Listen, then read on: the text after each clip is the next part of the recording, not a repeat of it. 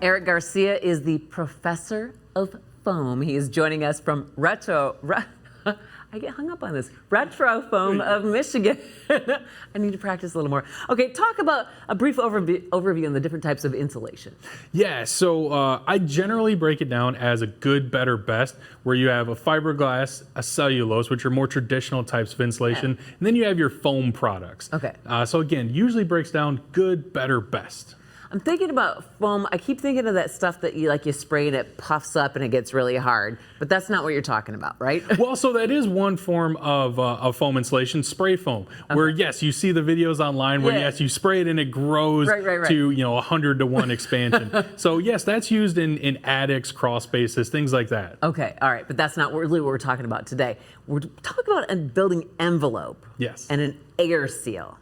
I don't know the difference. Yeah, so you think about building envelope is essentially a shield around your house. Okay. Okay, and you're creating a barrier, and you want this barrier to contain the air that you're paying to heat or cool inside your home. Yeah. Right? You want your appliances that you're paying to create that, you want it contained. And the outside air in the winter, cold air, hot air in the summer, you want that to stay outside. So your building envelope is just that barrier, and you want your insulation to help establish that barrier. Okay. How do I know if I need more insulation? So there's a few things that are standout tells, such as drafts around outlets or windows, things like that. If you feel those drafts coming around any penetrations on your walls, that's a good sign that you need to add or re-insulate the entire house. Why do you think that foam insulation is the best option?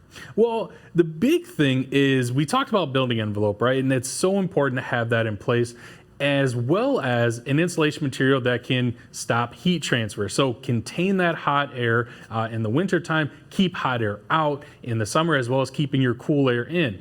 Foam insulation really has the best of both worlds, where it's great at thermal resistance, so it stops the temperature from changing, but also it acts as an air barrier because it provides that air seal. So you're establishing that building envelope and you're containing the temperatures you're paying to create inside your home.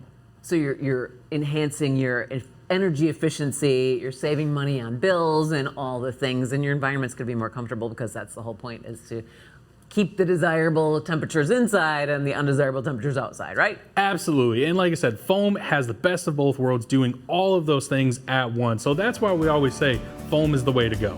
RetroFoamofMichigan.com. Thank you, Professor of Foam, for coming by. Go to their website for more information. Thank you.